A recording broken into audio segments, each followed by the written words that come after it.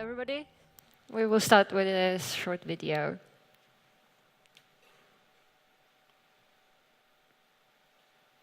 Can we put the video on?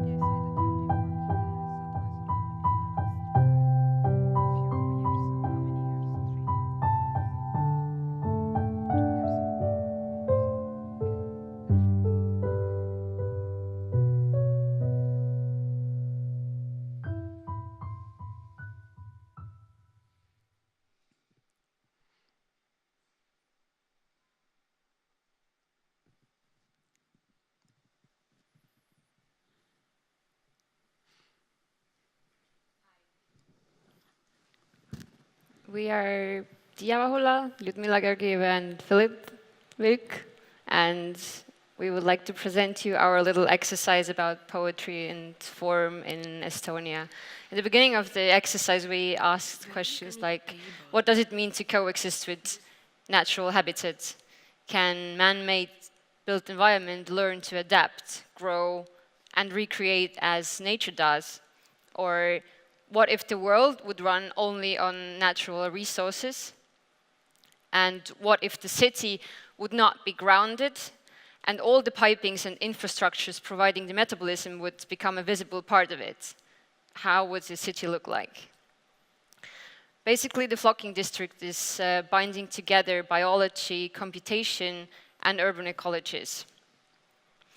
And I'm briefly going to tell you about the flocking units and digital bionetwork. Afterwards, Lucy will give you a little introduction to the self-sufficiency in neighborhoods, and then Philip would finish up with the more smaller scale units and the spider bots. The general idea was to not create a finished product, but sort of a learning system, a process that would be a little bit unpredictable. So we would generate sort of a digital grid, a bionetwork that would allow the units to rearrange. And through that, basically, we would not see it as a solid built object, but something that would be able to move around according to the needs. So we wouldn't have a conventional growth of the city where we just would build buildings, but basically it would try to emerge together the nature and the current city that we have in Tallinn. This is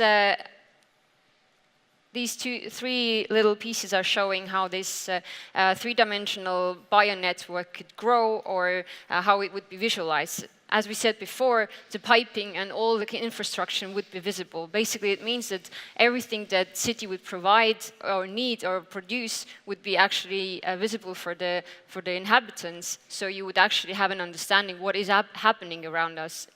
Nothing would be hidden underground. But this system would also allow you to always connect back to the home station and grow and decrease if it's not necessary in some points anymore to grow areas.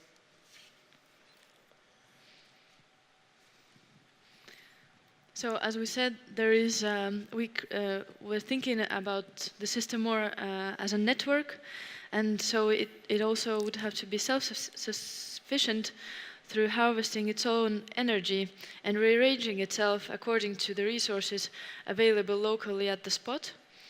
And also there would be few core functions that are the base for the next branches growing out of them.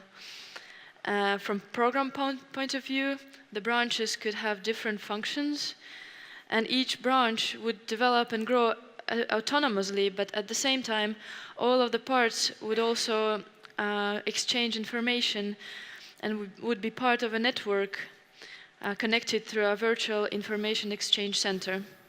So when we look at the actual landscape of Paljassaare Peninsula, the first and strongest core functions, like the home base for the robotic structures, production and recycle center, we located next to the existing biggest anthropocentric structure already there, which is the water treatment center.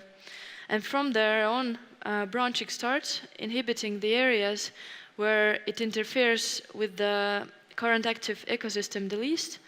And here you actually see the maximum state of growth, which would change over time and rearrange through constant sensing of its environment. Oh, is it already? Okay. Next picture. Okay, first about the design, why it looks, how it looks. Maybe first to say, we see the human and the human mind basically as integral part of nature.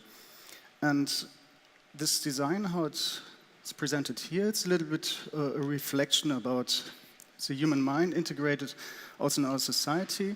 Our society basically driven and ruled by rationality and ideas of perfection. That's why we choose this base structure, this hexagon structure, a space where we can sit this freeform element on the top of it. I need to see what is this. As we have a flying unit, a living space, and in the middle we have a solar energy production and integrated wind turbine, the flying goods. As this is actually this self-sustainable habitat, and we combine this as in the middle the elements, and supported by a robotic swarm, which gives the sustainability and the elements. And the whole concept in this is we created because these elements, the hexagonal platforms are a little bit static and a little bit brutal, but in this combination it gives this idyllic relation to the nature around. And this is a kind of vision what we see in the end. You can see it here on this rendering. And it, of course it grows, and it grows in a larger scale, and we give certain functions to all, as we have living habitats, and we have supporting habitats, and we have community habitats, and this is spreading over the whole island, which you can see in the end. Thank you. Thank you. Thank you.